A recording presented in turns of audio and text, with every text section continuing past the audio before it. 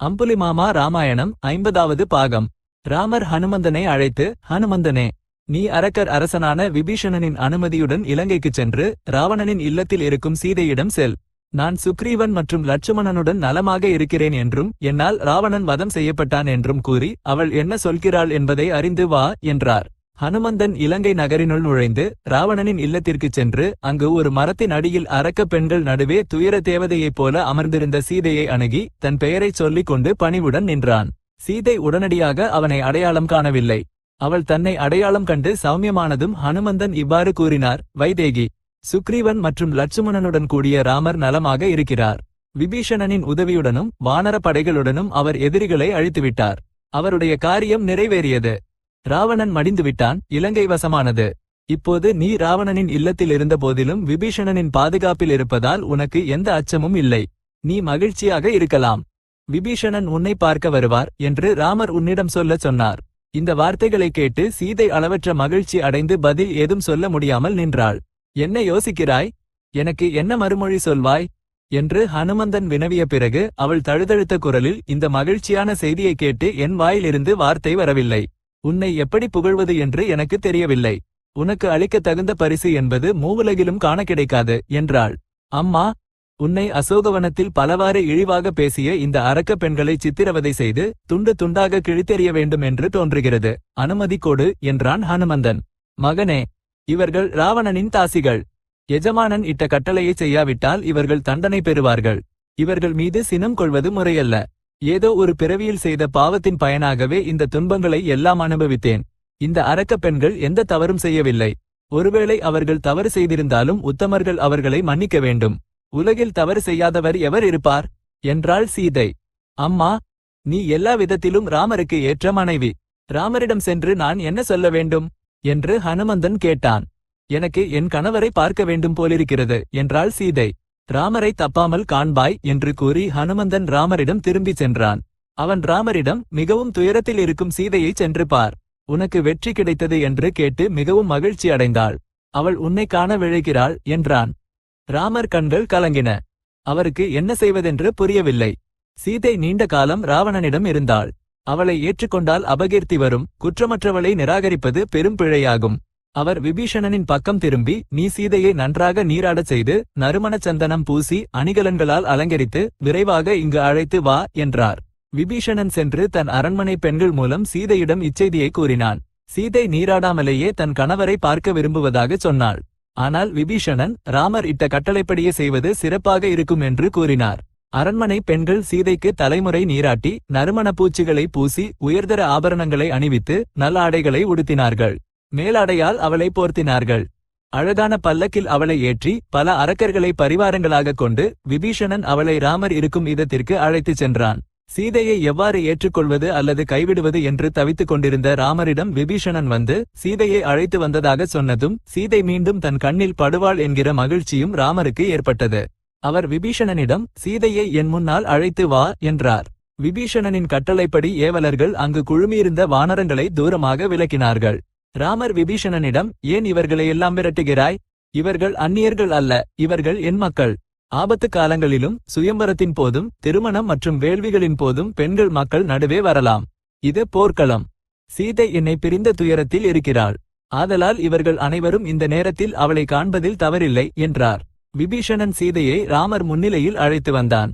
ராமர் பேசிய வார்த்தைகளில் அன்பு இல்லாததைக் கண்டு லட்சுமணன், சுக்ரீவன் போன்றோர் வருத்தமுற்றனர். சீதை நாணத்தினால் ஒடுங்கியபடி ராமர் எதிரே வந்தாள். அவளுக்கு பின்னால் விபீஷணன் வந்தான். அத்தனை பேர் முன்னிலையில் தன் முகத்தை காட்ட இயலாமல் சீதை தன் ஆடையால் முகத்தை மறைத்தபடி ராமரை பார்த்தவாறு நின்றாள்.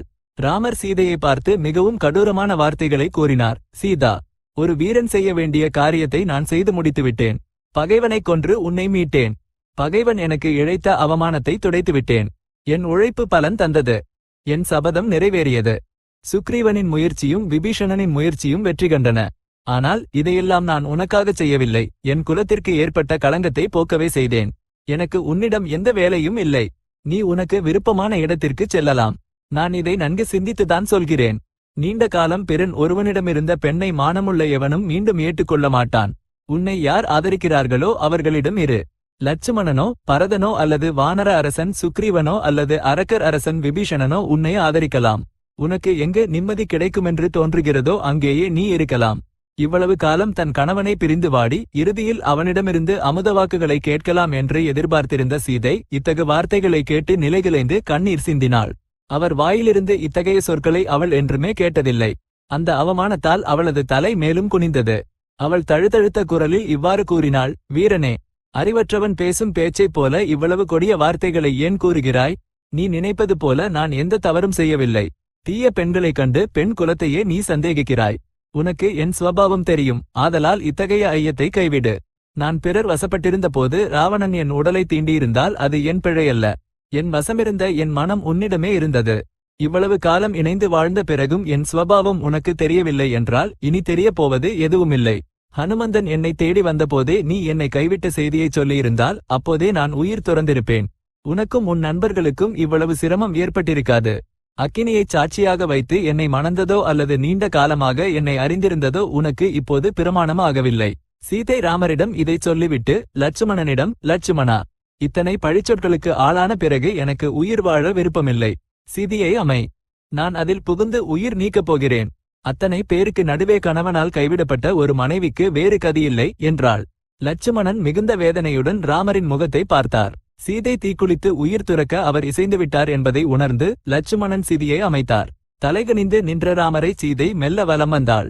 எரியும் சிதியின் அருகே வந்து தேவர்களுக்கும் அந்தணர்களுக்கும் வணக்கம் செலுத்தி கைகளை கூப்பி, நான் ராமரை தவிர வேறு யாரையும் நினைக்கவில்லை என்பது உண்மையானால் என்னை பற்றி ராமருக்கு ஏற்பட்ட சந்தேகமே அசத்தியம் என்றால், நான் மனம், வாக்கு, செயல் எதனாலும் ராமரை மீறவில்லை என்றால் அனைத்துக்கும் சாட்சியான அக்னிஹோத்திரன் என்னை அனைத்து விதத்திலும் காப்பானாக என்று கூறி நெருப்பை வலம் வந்து அதில் குதித்தாள்.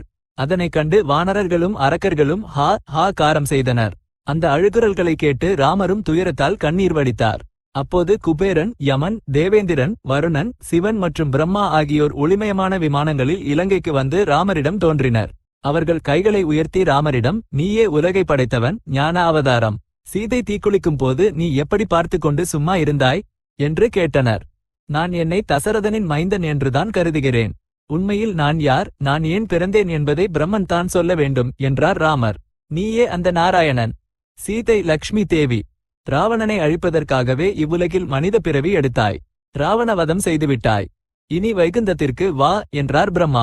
பிரம்மா இவ்வாறு சொன்னதும் அக்னிஹோத்திரன் சீதையை தூக்கிக் கொண்டு நெருப்பிலிருந்து வெளிப்பட்டான்.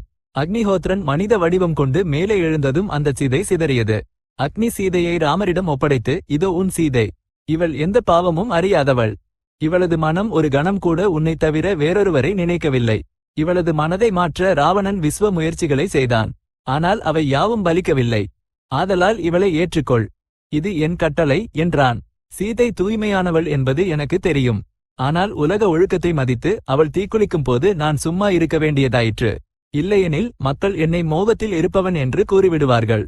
அனைத்தையும் விட புனிதமான சீதையை ராவணன் என்ன செய்துவிட முடியும்? இப்போது சீதை பாபரகித என்று மூவுலகிற்கும் தெரிந்துவிட்டது.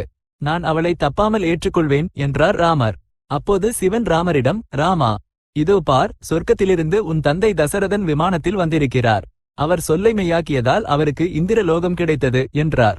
ராமரும் லட்சுமணனும் விமானத்தில் வந்த தசரதனைக் கண்டு அவருக்கு வணக்கம் செலுத்தினர். தசரதன் ராமரை அணைத்துக் கொண்டு, மகனே, உன்னை பிரிந்த எனக்கு சொர்க்கத்தின் இன்பங்கள் கூட திருப்தி அளிக்கவில்லை. உன்னை காட்டிற்கு அனுப்பியதும் கைகேயி சொன்ன வார்த்தைகளும் என்னை இன்னும் வருத்திக் கொண்டிருக்கின்றன. ஆனால் உன் பட்டாபிஷேகத்திற்கு தடையை ஏற்படுத்தியது தேவர்கள்தான் என்றும் ராவணனை அழிப்பதற்காகவே அவர்கள் அப்படி செய்தார்கள் என்றும் எனக்கு தெரிய வந்தது. உனது 14 ஆண்டு வனவாசம் முடிந்துவிட்டது. இனி நீ அயோத்திக்குச் சென்று பட்டாபிஷேகம் செய்து கொள். உன்னை கண்டு கோசலை மிகவும் மகிழ்ச்சி அடைவாள் என்றார். அவர் லட்சுமணனுக்கும் சீதைக்கும் சில அறிவுரைகளை கூறினார். தசரதன் சொர்க்கத்திற்கு திரும்பிய பிறகு இந்திரன் ராமரை புகழ்ந்து ஏதேனும் வரம் கேட்குமாறு சொன்னான். தனக்காக போரில் மடிந்த வானரங்கள் மற்றும் கரடிகள் அனைவரையும் மீண்டும் உயிர்ப்பிக்குமாறு ராமர் கேட்டார். இந்திரன் அவ்வாறே செய்தான். இறந்து கிடந்த வானரங்கள் மீண்டும் உயிர் பெற்று எழுவதைக் கண்டு அனைவரும் அதிசயித்தனர். பின்னர் தேவர்கள் அனைவரும் விடைபெற்றனர். ராமர் அன்று இரவு சுகமாக துயின்றார். மறுநாள் விபீஷணன் வந்து ராமரை நீராடச் செய்து ஆபரணங்கள் மற்றும் ஆடைகளை அணியுமாறு வேண்டினான். இவற்றையெல்லாம் சுக்ரீவன் போன்றவர்களுக்குச் செய். 14 ஆண்டுகள் முடிந்த மறுநாளே நான் திரும்பாவிட்டால் உயிர் துறப்பேன் என்று என் தம்பி பரதன் சபதம் செய்துள்ளான். அவன் சொன்னதைச் செய்வான். அப்படியிருக்க எனக்கு நீராடலும் அணிகலன்களும் எதற்கு? நான் உடனே அயோத்திக்கு செல்ல வேண்டும் என்றார் ராமர். ஒரே நாளில் உன்னை நான் புஷ்பக விமானத்தில் அயோத்திக்குச் சேர்த்து விடுவேன். முன்னமே குபேரன் இங்கு வந்தபோதும் அவனது விமானத்தை அவனிடம் கொடுக்காமல் உனக்காகவே வைத்திருந்தேன். நான் உனக்கும் உன் தம்பிக்கும் உன் மனைவிக்கும் அளிக்கும் உபசரிப்பை ஏற்றுக்கொண்டே நீ செல்ல வேண்டும் என்பது என் பிரார்த்தனை என்றான் விபீஷணன். உன் பக்தியே எனக்கு போதும். என் மனம் பரதனையும் என் தாய்மார்களையும் காண தவிக்கிறது. என் வனவாசம் முடிந்தது. பரதன் கொடிய சபதம் செய்திருக்கிறான். நான் இங்கு எப்படி தங்குவேன்? நீ கொடுத்த இந்த புஷ்பக விமானமே எனக்கு 10,000 மடங்கு சமம் என்றார் ராமர். அம்புலிமாமா ராமாயணம் 50வது பாகம் சம்பூர்ணம். இப்போதுக்கு ஸ்வஸ்தி.